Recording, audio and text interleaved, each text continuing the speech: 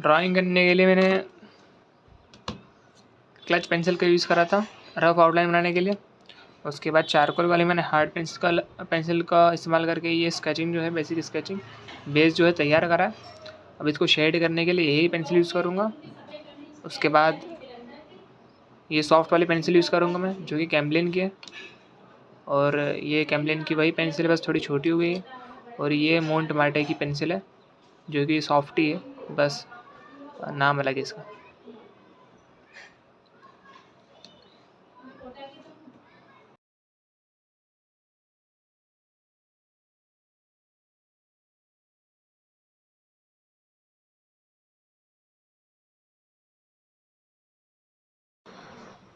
तो पहले जब मैंने रफ़ स्केच करी थी, उसके अंदर मैंने जो हार्ड वाली चारकोल पेंसिल आती है वो यूज़ करी थी मोंट मार्टे की स्केचिंग करने के लिए। तो वो जो मिड टोन आप देख रहे हो जिसके अंदर जो लाइटली स्केचिंग करी हुई है, वो करी हुई है हार्ड पेंसिल से। और अब मैं डायरेक्ट सॉफ्ट पेंसिल यूज़ कर रहा हूँ जो डार्क आती है चारकोल की। और ड्रॉ करने के लिए जो फर वाले एरियाज़ हैं उनको ड्रॉ करने के लिए मैं स्क्रिबलिंग का यूज़ कर रहा हूँ। अब आपको ये बताता हूँ कि स्क्रिबलिंग क्या होता है। मैंने आपको हैचिंग बता दिया पिछली वीडियो के अंदर कि हैचिंग क्या होता है। अब मैं आपको बताता हूँ कि स्क्रिबलिंग क्या होता है। स्क्रिबलिंग के अंदर आपके पास जो मीडियम अवेलेबल है, पेन, पेंसिल, चारकोल पेंसिल, कुछ भी, उससे सर्कुलर फॉर्म के अंदर आपको कॉपी के अंदर अपने के पेज के ऊपर ड्रॉ करना है। और लेयर बाय लेयर लाइट से डार्क की तरफ आपको शेड करना है। आपको वैल्यू ध्यान में होना चाहिए कि किस जगह पे डार्क है, किस जगह पे लाइट है। तो वहाँ पे आपको सर्कुलर फॉर्म के अंदर लाइटली हल्के हल्के प्रेशर के अंदर सर्कुलर फॉर्म के अंदर ड्रॉ करना है, उसे हम स्क्रिबलिंग कहते हैं। ऐसे स्टेपिंग भी आता है, स्टेपिंग भी सेम तरह से यूज़ कर सकते हैं लाइट टू डार्क फॉर्म के अंदर। हैचिंग भी इस तरह से होती है। लेकिन ये तीनों चीज़ें तब काम में आती है जब आपको कोई पर्टिकुलर टेक्सचर आपकी ड्राइंग के अंदर लाना हो। जैसे मुझे ये फर वाला टेक्सचर बनाना था मेरी ड्राइंग के अंदर, तो मैंने स्क्रिबलिंग का यूज़ किया है। लेकिन जब मुझे शेडिंग के अंदर स्मूथ टेक्सचर भी चाहिए था, जैसे कि स्किन टोन, वहाँ पे भी मैं स्क्रिबलिंग का यूज़ करता हूँ। आप सोचोगे कि स्क्रिबलिंग का यूज़ तो अब फर वाले टेक्सचर में कर रहा है, तो स्मूथ टेक्सचर के लिए भी स्क्रिबलिंग। बट मैं जब कोई बड़ी ड्राइंग बनाता हूँ या फिर बड़े साइज़ के पेपर के ऊपर ड्राइंग बनाता हूँ, तब जाके मैं स्क्रिबलिंग का यूज़ करता हूँ। अगर स्मॉल पोर्शन के ऊपर आप स्क्रिबलिंग का यूज़ करोगे तो उसका टेक्सचर थोड़ा क्या है कि रफ़ लगेगा, स्मूथ नहीं लगेगा। वैसे आप कर सकते हो, वो आपकी स्किल सेट के ऊपर निर्भर करता है कि आपको कितना एक्सपीरियंस है किसी भी पर्टिकुलर स्किल को लेकर, कितना एक्सपीरियंस है आपके पास। अगर आप बहुत टाइम से ड्राइंग कर रहे हो तो आपके हाथ जो है ऑटोमेटिकली स्मूथली, या फिर जो पर्टिकुलर टेक्सचर आपको आपकी रेफरेंस फ़ोटो के अंदर है, वैसे रेफरेंस फ़ोटो के अंदर देख के बिल्कुल ऑटोमेटिकली आपके हाथों से आप उसी सेम टेक्सचर के अंदर ड्रॉ कर पाओगे। अब मैंने आपको स्क्रिबलिंग के बारे में बता दिया है, पर इसके अंदर आपको एक टिप दे रहा हूँ कि आप स्क्रिबलिंग करो तो किसी एक पर्टिकुलर पेंसिल का यूज़ करके आप स्क्रिबलिंग कर रहे हो, जैसे कि एचबी का यूज़ करके। अब उसके बाद एचबी का यूज़ कर रहे हो तो आप उसको ब्लेंड कर सकते हो, लेकिन हल्के हल्के हाथों से ब्लेंड करना, ब्लेंडिंग सिस्टम या फिर रबड़ की मदद से, नहीं तो आपकी जो ड्राइंग है वो ख़राब हो सकती है। पता है क्यों?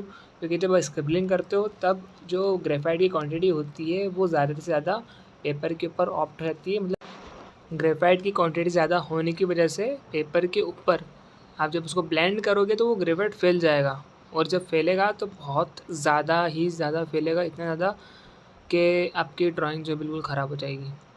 तो वो चीज़ को आप अप्लाई कर सकते हो जब आप बैकग्राउंड ड्रॉ करो, क्योंकि आप देख सकते हो जैसे चिड़िया के पीछे वाला जो बैकग्राउंड है वहाँ पे डार्क जो एरिया है, वहाँ पे अगर आप एचबी पेंसिल का यूज़ करके स्क्रिबलिंग करते हो और ज़्यादा थोड़ा प्रेशर का अप्लाई करके भी करते हो, और अब वहाँ पे आप अगर ब्लेंड करोगे स्टम्प का की मदद से, कॉटन की मदद से, और टिश्यू पेपर की मदद से, या फिर आपके पास जो ब्रश है, मेकअप ब्रश या फिर जिस भी तरह का ब्रश आपके पास अवेलेबल है उससे ब्लेंड करोगे, तो इतना ज़्यादा फ़र्क नहीं पड़ेगा, क्योंकि आपका सब्जेक्ट नहीं है, वो सिर्फ बैकग्राउंड है। आप उसको बदल सकते हो या फिर थोड़ा चेंज कर सकते हो, लेकिन अगर आप अपने मेन सब्जेक्ट के ऊपर ड्रॉ करते समय ब्लेंड कर दोगे स्क्रिबलिंग के ऊपर, तो आपकी ड्राइंग जो है बिल्कुल ख़राब हो जाएगी। और ये मैं इस चीज़ को अप्लाई कर चुका हूँ पहले, और ऐसी मिस्टेक मैं पहले कर चुका हूँ। तो मैं ऐसी मिस्टेक दोबारा ना करूँ, इसका मैं पूरा ध्यान रखता हूँ ताकि मेरी ड्राइंग ख़राब ना हो जाए।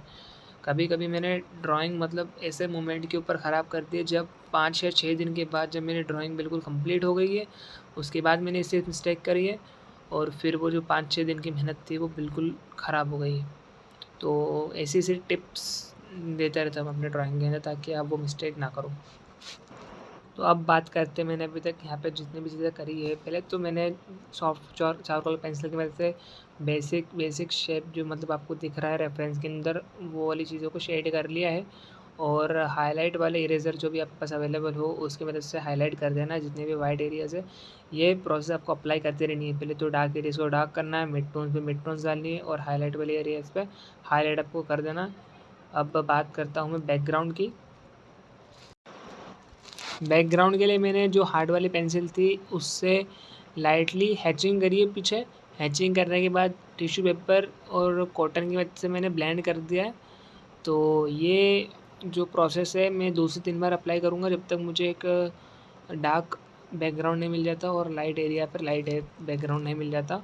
और बैकग्राउंड के साथ-साथ में जो सब्जेक्ट है उसके ऊपर भी शेडिंग करता रहूँगा, क्योंकि जो बैकग्राउंड है ऐसा ना हो कि बैकग्राउंड ज़्यादा डार्क हो जाए तो जो सब्जेक्ट है उसमें जो टोन है वो हमको मिल नहीं पाए।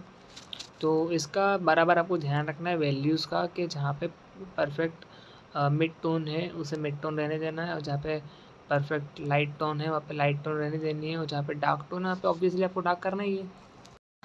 और काफ़ी लोगों को आउटलाइन्स बनाने में दिक्कत आती है, तो मैंने आउटलाइन वाली वीडियो इसके पहले बना चुका हूँ और वो यूट्यूब पे डाल चुका हूँ, तो इसके पहले आप उसको चेक कर सकते हो कि मैंने आउटलाइन्स कैसे ड्रॉ करी है और जो स्केचिंग है, रफ स्केचिंग मैंने उसको कैसे करी है, मिड टोन जो मैंने डाला उसके अंदर। और ये वाली शेडिंग वाली वीडियो तो आपको अगर शेडिंग सीखनी है तो ये वाली वीडियो देख सकते हो। और आपको अगर चाहिए कि मैं और सब्जेक्ट के ऊपर काम करूँ और भी किसी किसी तरह के ट्यूटोरियल्स आपको दूँ, तो सब्सक्राइब करिएगा, फॉलो करिएगा मेरे चैनल को और इंस्टाग्राम पे मुझे फॉलो करिएगा आर्टिस्ट अली डी शाजा के नाम से। और आपको अगर कमीशन वर्क्स वगैरह देने हैं तो मैं कमीशन वर्क्स भी ले सकता हूँ, आप डीएम कर सकते हैं मुझे। मैं ग्रेफाइट और चारकोल के अंदर पोर्ट्रेट्स ड्रॉ करता हूँ और अ, मैं ज़्यादातर काम तो इस पे चलता है क्योंकि मैं पार्ट टाइम जॉब करता हूँ और नहीं, मैं फुल टाइम जॉब करता हूँ और पार्ट टाइम ये वाला काम करता हूँ। तो इस तरह से मैं कमाता हूँ। अगर आप भी बिगिनर हो तो आप श्योरली कोई अगर आपके पेरेंट्स सपोर्ट करते हैं आपको आर्ट के लिए तो बिल्कुल अच्छी बात है, लेकिन अगर आपको एक बैकबोन चाहिए तो आपके पास एक जॉब होनी चाहिए ताकि आपका पैशन आप पूरा कर सको। आप भले चाहे आर्ट बनाते हो फिर किसी भी चीज़ का आपको पैशन हो, थोड़ा बहुत अर्निंग ज़रूरी है करना, नहीं तो अगर अर्निंग नहीं होती तो थोड़ा आप क्या है कि आप बैक स्टेप ले लेते हो अपने पैशन को लेकर, तो ज़रूरी है आप अपने पैशन को छोड़ो मत, लेकिन अर्निंग भी ज़रूरी है। तो अर्निंग के लिए आप जॉब करो पार्ट टाइम कोई अगर आपको मिल जाए तो, और जो बचा हुआ टाइम होता है उसके अंदर आप अपना पैशन पूरा करो, प्रॉफिट जो भी है आपकी हॉबी वगैरह स्किल वगैरह तो उसे करो।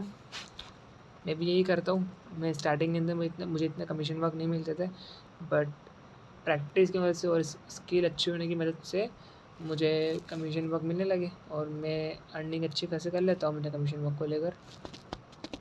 आपको थोड़ा बहुत अपने आप को दिखाना ही पड़ेगा। आप चाहो तो आपकी जो पेंटिंग्स है या फिर ड्राइंग है जो आप ड्रॉ करते हो उसे शोकेस कर सकते हो आपके आसपास की शॉप्स के ऊपर। जो शॉप्स आपके गिफ्ट शॉप्स है वहाँ पे जाके आप दे सकते हो उनको आपकी ड्राइंग्स को, तो वो लोग आपको कमीशन वर्क दे सकते हैं। अगर उनके पास कोई आता है गिफ्ट एज अ गिफ्ट, उनको अगर कुछ बनवाना है स्केच वगैरह तो वो आपके पास आएंगे। तो ये सब टेक्निक होती है कमीशन वर्क वगैरह के लिए आगे बढ़ने के लिए।